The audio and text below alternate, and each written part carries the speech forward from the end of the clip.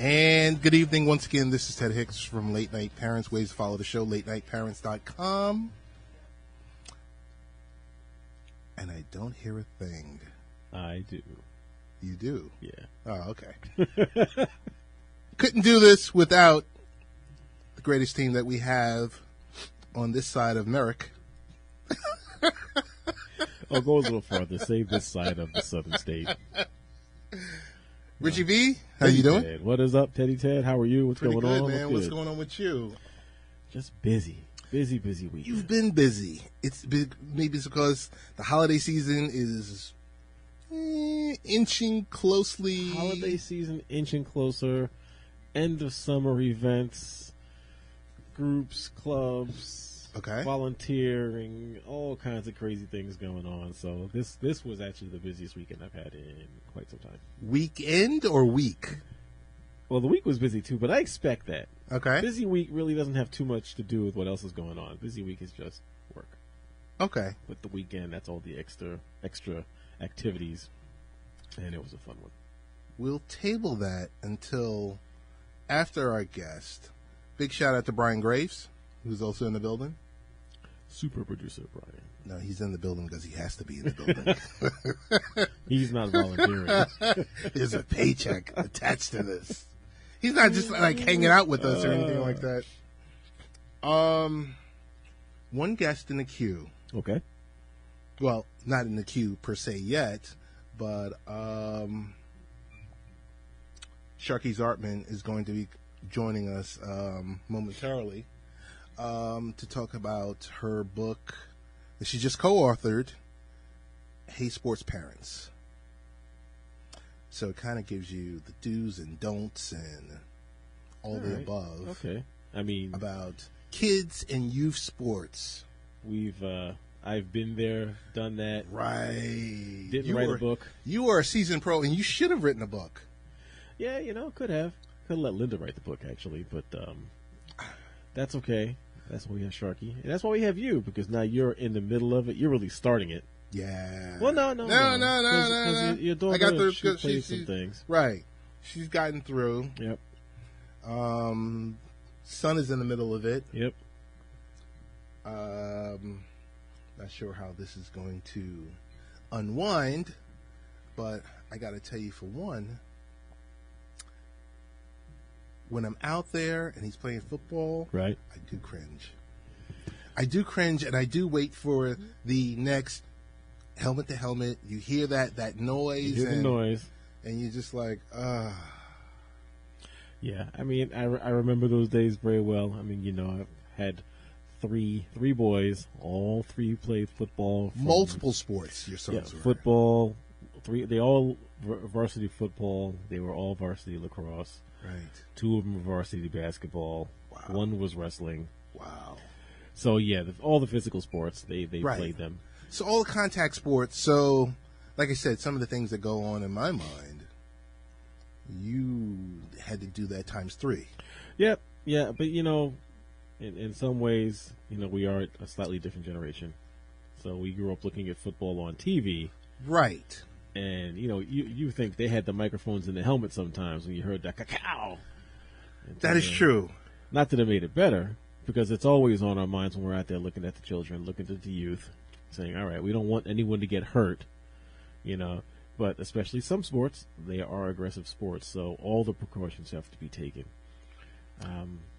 Fortunately, none of mine took anything serious within football or within their sports directly, but there were other incidents, concussions out there. It has happened, and you just deal with it. Big shout out to Global Community Radio, WRAQ, and of course WGBB 1240 AM. Rich, as much as you give us that warmth and the fuzzy feeling of being a parent out there and dealing with contact sports, I call BS on you, my friend. Go ahead, call BS on me. I call BS on you. Go ahead. That's about as far as I can go. I can say BS because it could be the business Malarkey. of sports. But no, I'm telling you, it's like you're out there, and because so you've gone through what I'm going through when you're sitting out there in all the practices. Yep. And it's 90 degrees. Yes. The sun. Well, yeah, I wasn't even taking into consideration the heat element, the wear and tear, yeah. And you're sitting there, and I got to tell you, this past summer, a couple occasions, I said, no, you're going to sit this one out. Wow. Okay. All right. See, I don't know. Maybe we had a really good sports, really good coaches, experienced coaches in the school. They were always, guys, fluids, hydrate. Yes, take a and break. They were always yes. good about that. So I mean, yes. to the best of my recollection, we never had any incidents, of any children, even just with the heat stroke situations, things like that. So a lot of that does have to do with the coaching.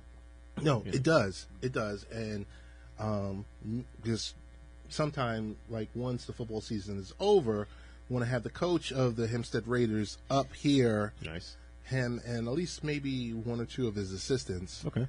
But I got to tell you, yes, you got to stay hydrated. The coaches do a great job, but sometimes as a parent, you overrule. Well, yeah. Whether or not your son or your daughter is going to participate in this, contact type sport. You know your child. Right. You know your child. And, like I said, you step outside and you're like, it's 90 plus degrees out here. Right. There was one time this past summer, I don't know if it was the spring, late spring, or early summer. They were doing laps. Okay. They were doing laps, and they were all able to break. Okay. For take a 10-minute break. Good. And my son ran over to the car. Yeah. I was like, "Yo, Dad, let's get out of here." Nemo said, "I'm done." He was like, "Yo, I'm done." I said, "Yo," tap out. I said, "Do you have everything?" Right. He was like, "Yes." Let's go. I was like, "Yo, we're out." Okay. Because I was like, "This is brutal." Okay. Right. Let's go get some ice cream. Now, right. Okay. But it's it's that piece of it, but it's also maybe it's different because like my daughter was in volleyball, right, different and sports. Basketball, right, and twirling, right, all indoors, all indoors, and extremely controlled, right, and most of the time she was involved in CYO. Okay. Yep. So CYO and once you get to the point of AAU is kind of like two different things. It's a whole new ball. It's a whole different ball game. So I just found myself I don't know. I just found myself just thinking like, okay, not that you're waiting for that issue to happen, right? But you're aware that it could. You're aware that it could. I think we're all aware more ever since the movies have come out, the concussion and certain things regarding some of these sports. So I don't know. I just get that feeling that how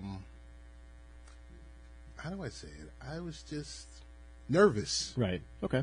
That's fair.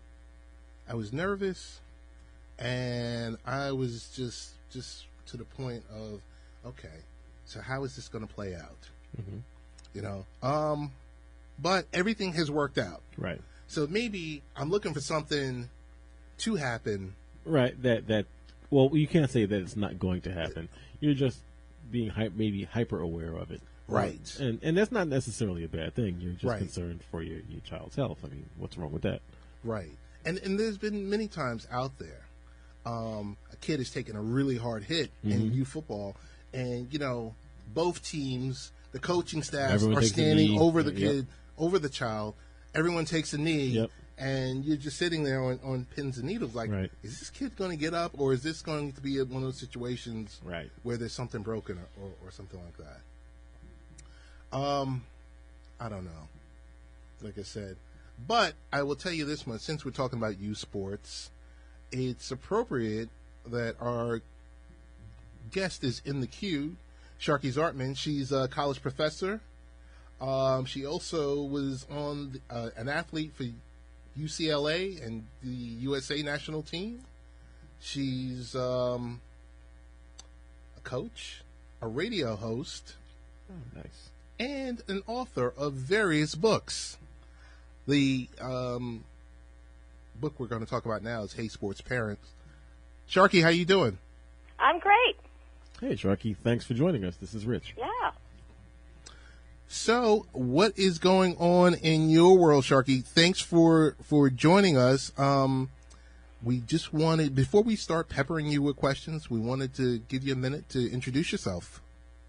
Oh, well, sure. Well, I'm Sharkie Zartman, and you already, talked a little bit about me, but, I am very passionate about health, and so I teach health and fitness and yoga at the college. But I've also been in sports for most of my life, and I teamed up with Dr. Bob Weil to write this book, Hey Sports Parents, because we see a lot going on out there where, the kids aren't enjoying sports. About 70% of them are dropping out before they're 14 years old, and the parents are all stressed out. And we just wanted to write a book, something to help the situation. And so that's why we came together and put this out there. All right. Well, that's interesting background and good background information. So I'll just jump in on a statement you just made. So you say that it looks like more and more students are dropping out of sports early. What are some of the reasons for this, do you think?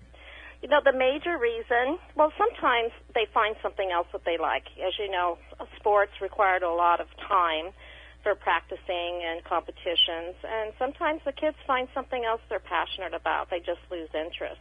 But a lot of times it's the pressure. The kids just don't like the pressure. They don't like the negativity, and a lot of them just don't want to do it anymore. And so, yeah, I think that's sad. So, Sharkie, I'm going to tell you, I'm the dad that's involved in youth sports with the children. And I'm going to tell you, sometimes I do get a little animated. So, so what do you do, or what advice would you have? What could we glean from your book, to prep parents like myself dealing with the wild world of youth sports? Right. Well, I think for one thing, we need to just realize that we're gonna experience stress, whether we want to or whether we expect it or not. Just the fact that we're parents and our kids are out there and we can't help them when they're on the field or when they're on the court, and we just have to sit there and support. That is stressful. A lot of parents aren't used to dealing with that. They're used to controlling everything their kids does. And so, I think a lot of parents aren't really knowing that that's part of being a sports parent is, they have to kind of sit back and watch and support and control what they can control. And another thing I wanted to put out there is that, sports really should be about the kids. It's not their job. And, I see a lot of times parents forcing their kids into sports.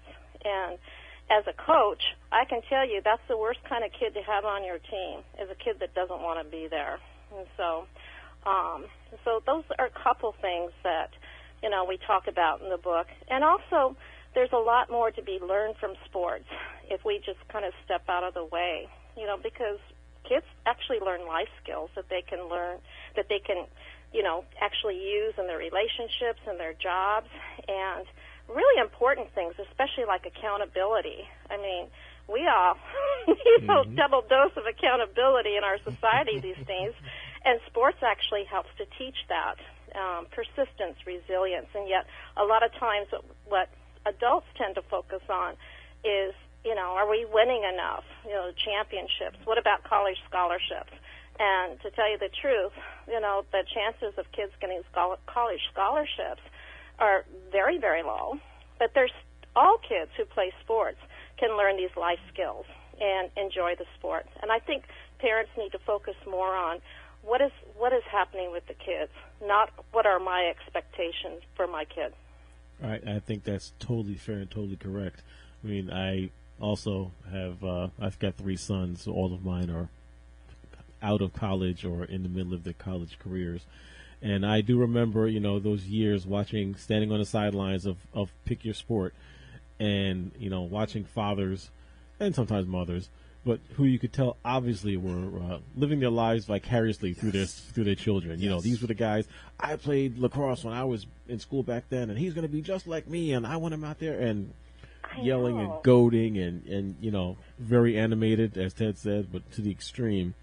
And you at times would wonder about the child, like, does this kid even really want to be out here? Right. And you can see it in their eyes, and I'm sure as a coach, from your perspective, you can see that and experience that even more so.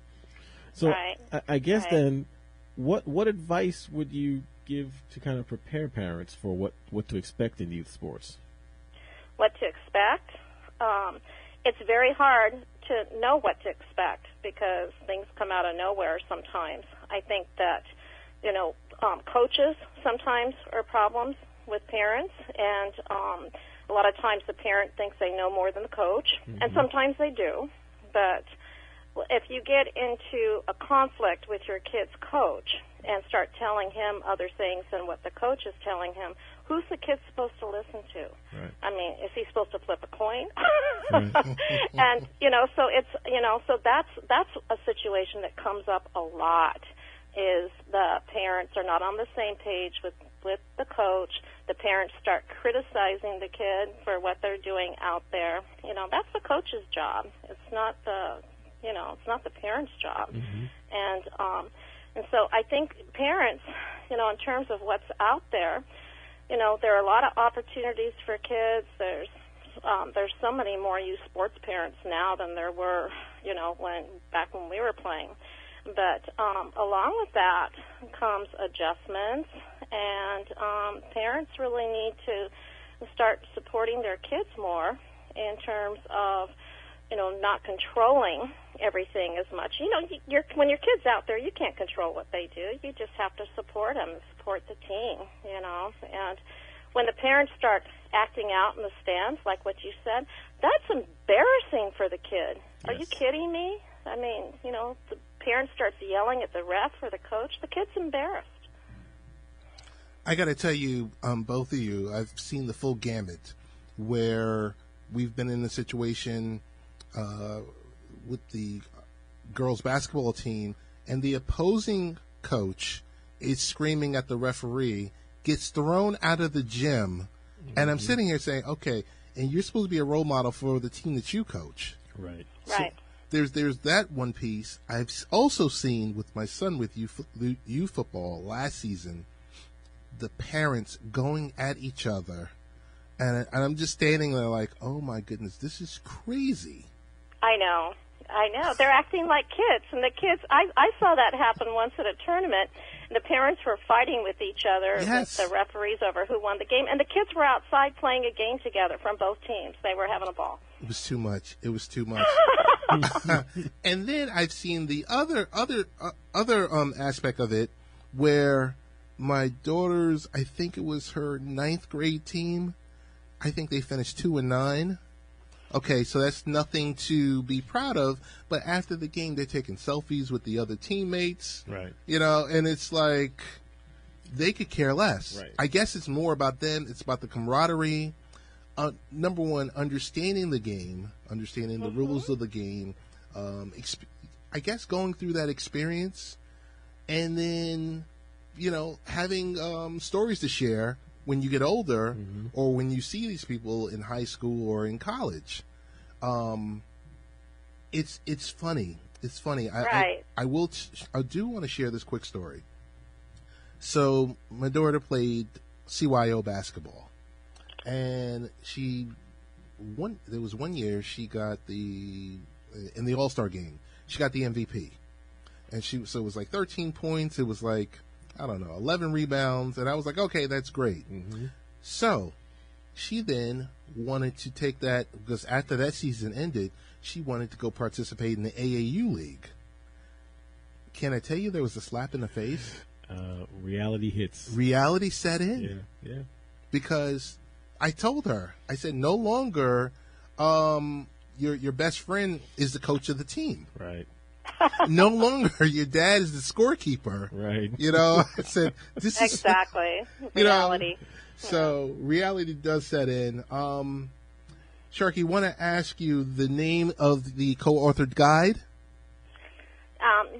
Dr. Weil, Dr. Robert Weil. He's known as a sports doctor. Okay. And he's a sports podiatrist, and you know, he did a great section on keeping kids safe from injury, overtraining, over specializing, and he does have a chapter on contact sports and CTE, and we have another chapter on that from two pediatricians, you know, on contact sports and CTE. And I was kind of listening a little bit before I came on, and this is a huge problem. Yes. And I am just hoping that I'm a big football fan, so is my husband. He coached football. But I just have heard so many stories of these young kids, you know, who are playing contact sports, and by the time they're 9, 10, they have issues, you know, that are very, very serious. And so I really hope we can find something to make this sport safer for our kids, because I know a lot of kids want to play it, but I don't think as a parent, you know, I have a grandson who's 5 who looks like he's going to be an amazing athlete, and my husband, who coached football for most of his life, just said, I don't want him playing football. Wow. But Isn't that scary? We're hearing and seeing that so much more. Right. Really, really scary. Hey, tell us about the Pep Talk radio show. Oh, well, it's a pep talk. Go team. Go team, go. Yeah, I'm trying to get people to get off their butts and take charge of their lives. I mean, too many people just let things happen to them, and they just, you know. And hey, if you want to have a high quality life, you got to do something. You got to take charge. You stop complaining and, you know, blaming it on everybody else. So that's my show. Okay, that's fair. That's great. That's great. Where can we find and listen to your show? Just go to healthylife.net, and my show is at 10 a.m. on Fridays, and that specific time. I also have an archive page, and so we have shows archived there. And I love doing it. I love to get to talk to experts and doctors and authors, and it's fun. It's fun. I love it. So Ted had mentioned something to me. Tell me about what is life as an adjunct. What is that? Life as an adjunct?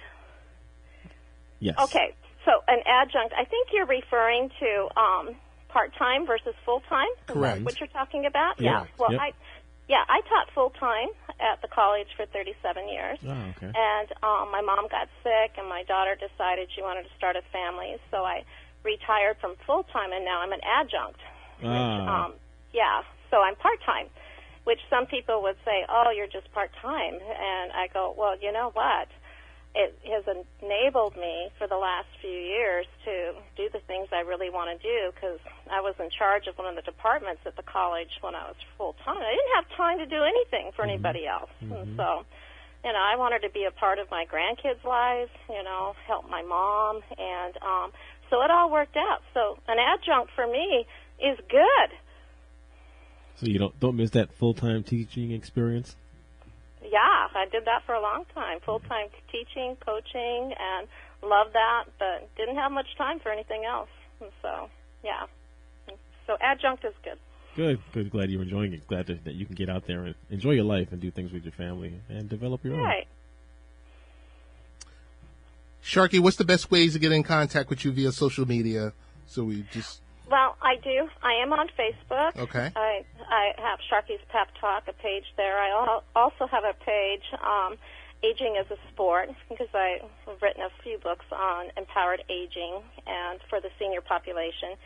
And people can contact me through my website, just SharkieZartman.com. And also, I always check my emails, SharkieZartman@yahoo.com. Very good. Sharkie, thank you so much for the information. Thank you for joining us, and we hope we speak to you again in the near future. Okay, thanks. That was fun. Thank Good. you. Thanks. Okay, bye. Bye-bye. That was interesting. That was. Related to our conversations, sports, the kids, keeping them safe, keeping them out there. Don't all the conversations usually lead to this? That's your job as executive producer, making these things happen. Oh, my goodness. But that was good. No, that was really good. It's good because everything that I mentioned, and I know everything that you mentioned, is the truth. Right. I've seen the parents go at each other, and I'm standing there like, really? Right. Are we really doing this? Over these 8th graders? Right. Are we really doing this? And this was in front of 10-year-olds. Right. And as she had mentioned, you know, when that happens, when the parents are on the sidelines yelling and screaming and all that, the kids are out on the court or the field, whatever it may be, looking over like, I'm so embarrassed. My parent is yelling and acting like this and behaving like this. Yes. And then, you know, the parent should stop for a moment and think, what if my child was behaving like this? Right. How would I react? I'm telling you, crazy. There was one, at one point, here's the last story that I'll share about this. Stories are good. It was to the point, the game was so wild that the coaching staff needed to send a text message out to the parents to let them know, okay, parents, you need to sit in the stands. Really? No one's on the sideline. No one on the field. No one on the sideline. No one's on the field. No one's on the. No one is leaning on the fence. Yep. None of this. They sent a text message to all the parents. Yeah. It's kind of nice way to do it. Well, yeah, you know, it's could have just made that announcement over the PA. All you parents off the field. Off the field. Go sit in the stand and be a fan. Right. Okay. Right. I mean, you know, we're parents now, so we get getting involved and getting excited, and you're invested in it, and you want your child to win because you want the best for them. And you don't want your child to get hurt or anything else like that. Right. You know, I don't know. That's just my take on it. I don't know. What is that you have in your hand? I am looking at it's a mobile device stand, a little portable stand from FiloFax. Okay. So it's FiloFax.com, FiloFax.com is their website. I am literally just opening the box for the first time, so forgive the noises in the background. I'm holding the ENiTab360 tablet holder, and because I've got my iPad sitting right in front of me here. And this looks like your standard. It looks like an easel stand, but it's got some nice features, like it will allow you to swivel the iPad 360 degrees on the stand. It is removable. That's a big plus. It will stick to any tablet. Remove it, reuse it, leaves no marks on the device. So I am literally just like setting this thing up right now while we're talking to give it the seal of approval. Oh, okay. And thanks to the folks at FiloFax for sending this out for us to review. Yeah, I mean, every now and then we do product reviews. I think we do more on the website than we actually do here in the studio. Yes. But who knows? And speaking of reviews, we've got a couple of things lined up. So, you know, I was out of town last week for a conference, Blackboard conference. And one of our other vendors, Cobra, had sent me a dash cam. Wait. I'm waiting. Cobra? Cobra. Like insurance? Cobra? Spelled the same way. Spelled exactly the same way. Hopefully not as expensive. Except the full word, not an acronym. Oh, okay. I know when I knew Cobra best was when they did CB radios and communications devices, things like that. Well, they also, and radar detectors. Okay. They also do dash cams. They have a whole family of dash cams. And I ran into them at PepCom before the PepCom session before last. Worked with, the public relations person, told him, I'd be very interested in that, and also, advised him, and, also do some things in the car world, automotive world, and clubs, things like that. And I know some of the guys would definitely like to see this. Mm-hmm. So, emails back and forth, whatever. They sent me a review unit a couple of weeks ago, which I installed in the car, got it all configured. And I was like, this is the perfect timing because I'm about to take a trip out of state. Okay. And I'm going to drive out of state, driving to Baltimore. So Is it like a motion cam? it just captures all the video of whatever's happening. So it's got 2 cameras, one in the front, full 1080p, I want to say. Okay. Comes with a 32 gig SD card. Okay. And it constantly records everything that's going on in front of you. And the model they sent me also has a rear-facing camera. So I had to run the wiring and all that. I've got no problem doing that. So camera's mounted in the window. It's about the size of your thumb. And the device in the front is like half the size of a deck of cards. So I got to jump in here and say, will this be Rich part 2 in comedians in cars drinking coffee? You're driving around. It could. I could put the interior camera facing inwards and could do just that. But no, goodness. This is just, anything can happen at any time when you're on the road. Okay. And the best evidence is video and sound, and this provides it all. It constantly records. It erases when it gets to the oldest one. It just cycles it over. There's a button you can press, which will tell it to automatically save whatever it's recording at the moment. It does motion detection, so if you do get into an accident, it recognizes the G-forces, automatically saves, and marks the item undeletable whenever it senses that something happened. Big question. Yes. Big question. Big question. Jump in here is there a cloud piece tied to this, or is it local? This is all local. Okay. But it's not. There's no cloud saving piece. However, Cobra has we'll call it an environment. I think it's called iDrive. So if you have certain models of their radar detectors, you can synchronize it also with your phone, and it does push up to the cloud information on red light cameras, if someone's been noticed, speed traps, things like that. And you can also sync the camera with your phone, and it syncs to the iDrive software. Okay. And it merges with Google Maps, so that when you play it back at home on your computer, it'll show you on the map where you were driving. It lets you know what was there, what may have been in the area, again, the speed traps, police radars, all that. It then also, once it's connected in the car, it will pop up on the display in the camera. Again, red light camera, radar detector. Here's a $64 million question. Dun, dun, dun. Is it tied into Waze? No, and that was the question. That was the first question I asked them when I saw them at PepCon. Okay. What they have is pretty tight. It was a little better than I was expecting, actually. I guess there's a lot of Cobra radar detectors and or other devices out there because, I was just driving around on the highways that picked up things when I got into my trip was to Baltimore. When I got into Baltimore, and they have some very obvious like speed cameras. Yes. And sure enough, as I'm approaching the area, it starts popping up speed camera ahead. So it's telling you all these things. So their infrastructure and their ecosystem is pretty good. It's not as crowdsourced active as like Waze is. Okay. But of course, these days with a decent mobile phone, they can multitask, so you can have Waze and iDrive running at the same time, which is what I did, and that worked out great. So I'm displaying Waze on my phone. I've got the Cobra iDrive running in the background, so it's communicating with the dash cam and popping up all the information there. And Waze is still doing all of its things, and I'm using that as the primary. So it was very, very good. Had definite kudos to Cobra on this device. Like I said, I've got some pictures. I did a little bit of video. Be posting something up on latenightparents.com soon.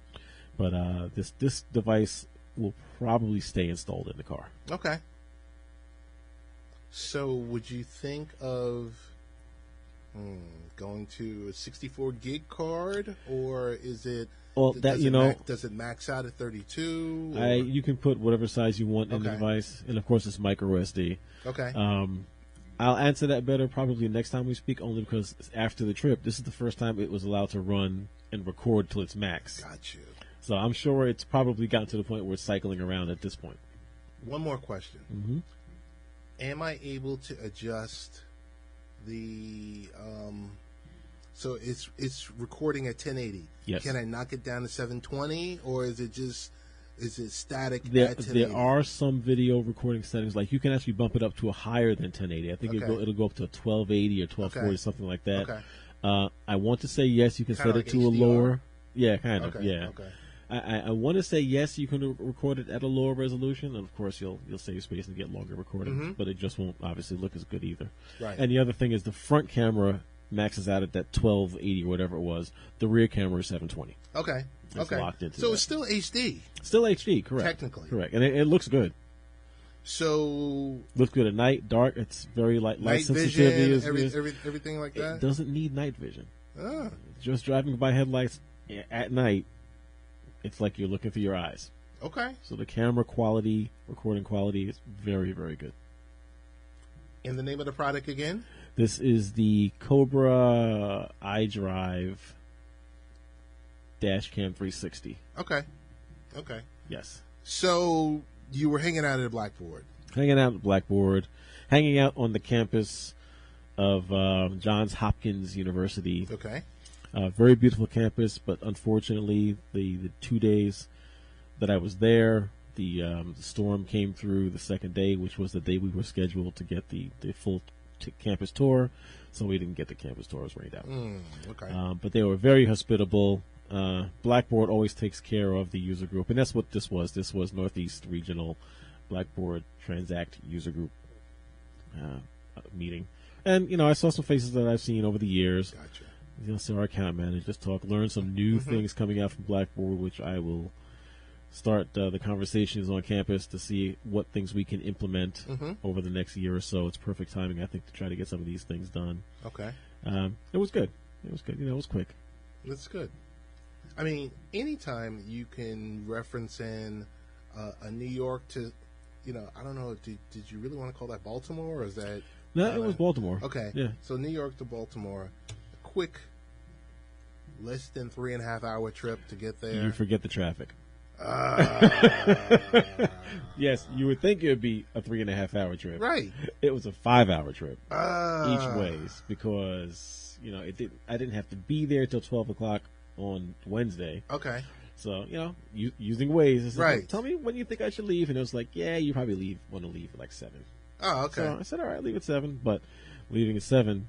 Right. Cross Bronx Expressway. It took 2 hours to get from my house to the George Washington, and then just 3 hours to get the rest of the way. And it was almost a reverse coming back. Some of the weather, it's coming back right at hitting the city at rush hour. So it took 3 hours to get from like exit 13 on the Jersey Turnpike to home. Okay. But other than that, it was a thumbs up? It was a definite thumbs up. Definite thumbs up. That's good. That's good to know. This is Late Night Parents with Rich and Ted. Ways to follow the show, latenightparents.com. Serious topic, for the most part, to close us out. When I say to you the name Jamal Khashoggi. This Jamal, the Washington Post. Yes, the journalist, Saudi Arabia, allegedly killed at the embassy. Yes, at the consulate. The consulate. I said embassy. Yes, at the consulate. So this person was a legal resident. Yep. A sanctioned resident of the United States. We should be looking out, taking care of, being angry. Okay. Not citizen. Not citizen. Nope, not citizen. Okay. Legal resident. But you know what? If we're going to let him be a legal resident, then he's our responsibility. Right.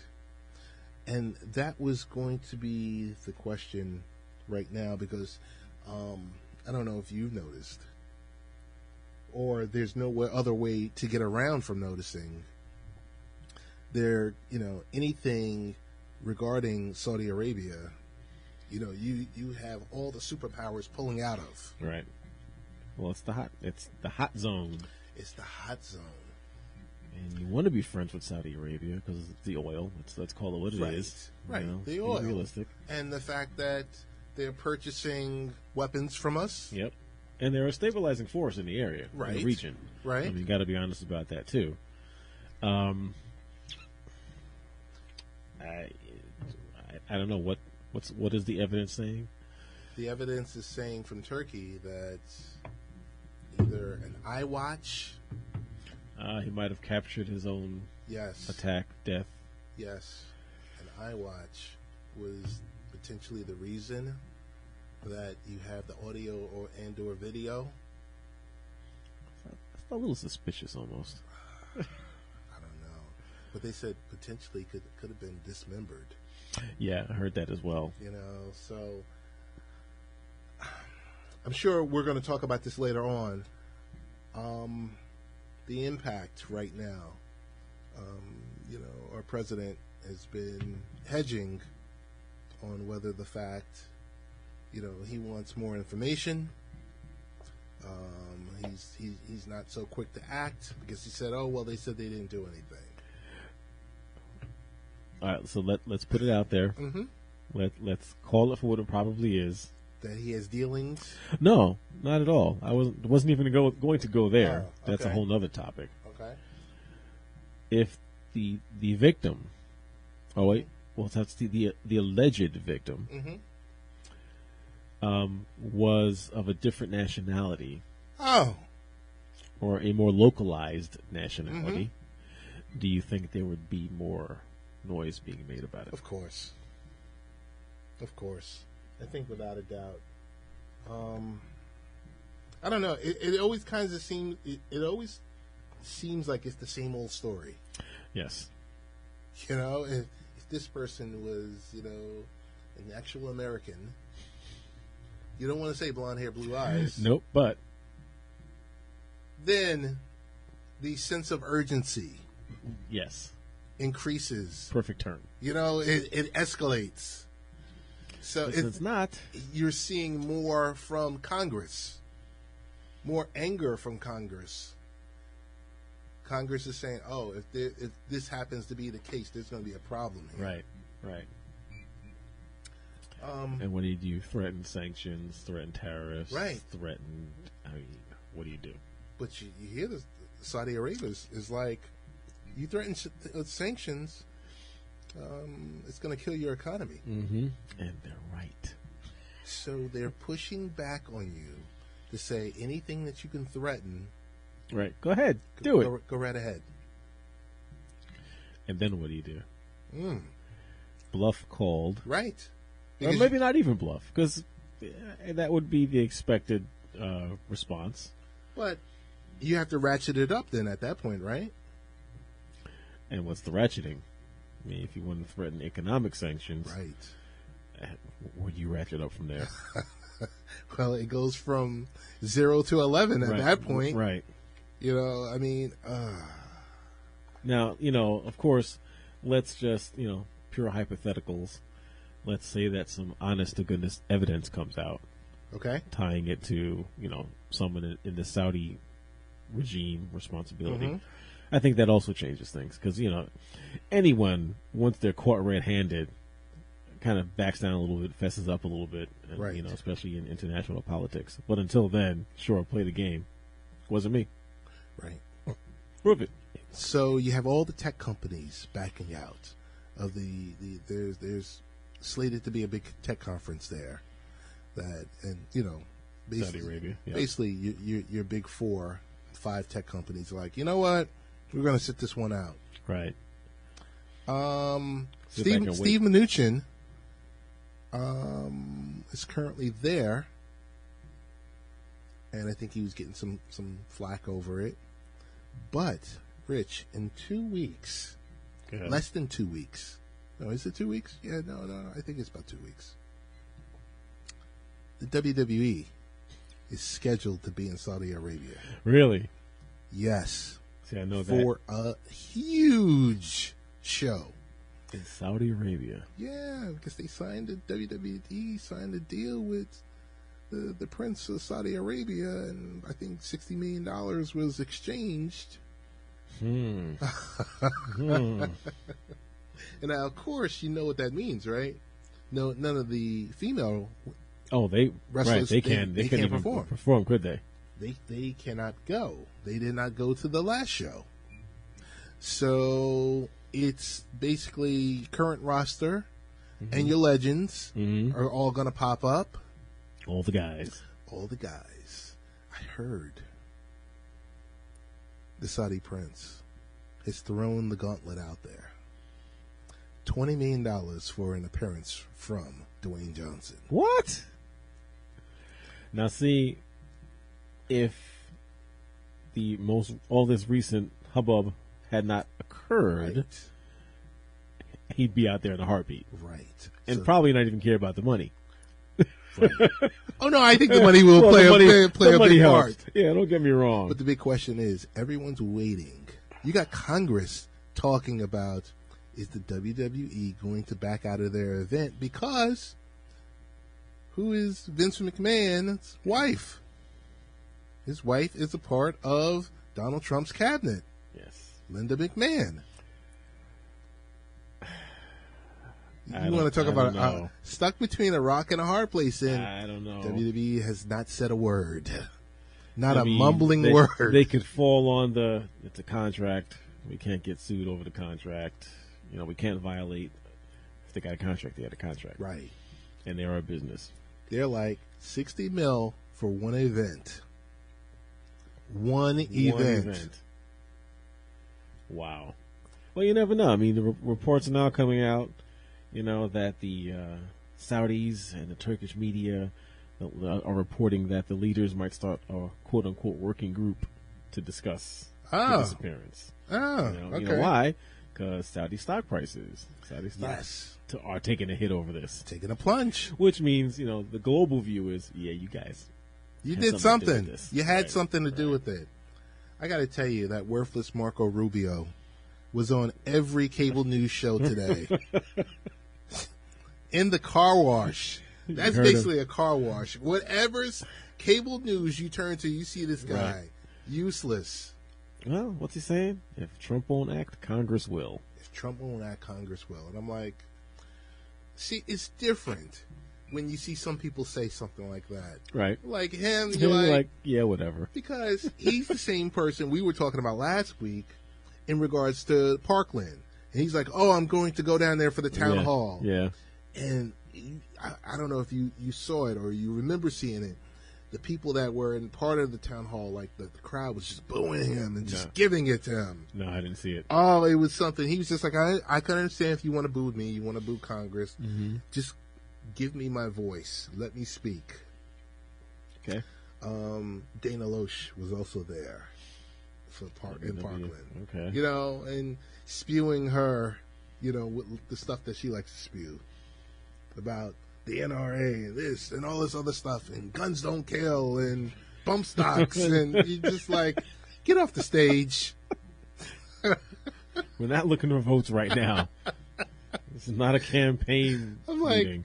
you're about 9 to 12 months from this. Stop. Would you get away from here? But I don't know. I just think WWE is in the middle because Yeah. they're thinking about the money, which any viable business would do. Right. Your, the conflict with Linda McMahon being a part of Trump's Right. cabinet. That, Vince, that alone is that whole thing. Discredit. I mean, come on. Her being, married to the CEO of the company Right, and the founder of the company, and he's just like, what do we do? Let's just stay quiet. Let's just hang tight and see if the situation works itself out. The fact that she took the dirty money.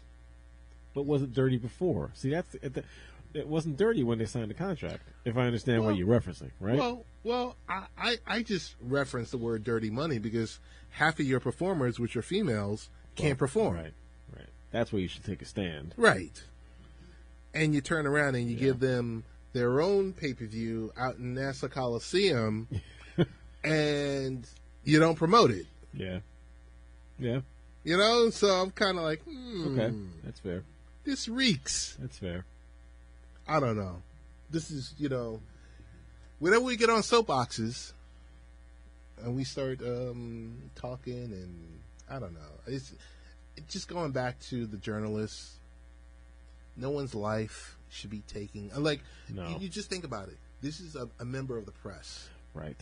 Who are really supposed to be immune from all this kind of stuff. I mean, Yes. not that, like you just said, not that anyone really should not be immune. Right. But the press is reporting. They're, independent reporting, just there to see it, report on it, write it, publish it, whatever the case may be. That's a foul. Let's just put it like that. It is. It really is. And I don't know. It's kind of, I don't know. I mean, of course it escalates because we've seen these conferences where, let's say, Trump is giving a rally, and he starts ripping the fake news, and look at CNN right there, and then the people that are in the rally start turning on him, going ham on if you have like a CNN logo. Right, you're like, oh my god, what do I do? But yeah, that's different than going out and killing someone. Yeah, it's sad. It's an ugly situation. Speaking of ugly situations, so we have a few minutes left in this segment. Florida storm. I was gonna hang on to it. Yeah, I was gonna hang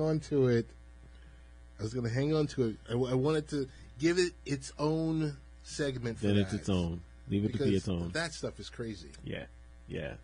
Mexico City, and Panama City, Mexico Beach. Gone.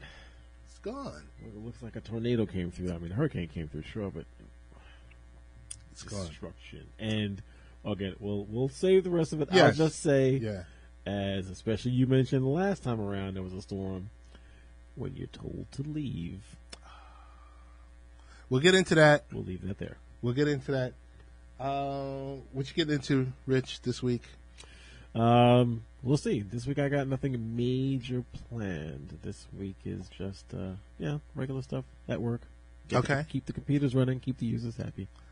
Going to NAB this week. I gotta send this week you. You're going? Yeah. Nice. I gotta send you. What's the name? Got a code. Yep. Okay. All right. Good. So it's Wednesday, I believe. It's the 17th and the 18th. I think registration starts on the 16th, but either the 17th and it's at Brooklyn? Javits? No. Javits. It's at Javits? It's right at Javits. Oh, well then. Yeah, that's what I'm saying. Pull this one off, sure. I believe it or not, I just got the code, and I was just like, all right, I went in there, registered, boom, boom, boom. So I'll be at Javits. Best ways to get in contact with you? Twitter, Late Night Rich. And I'm the real Ted Hicks, and we are out.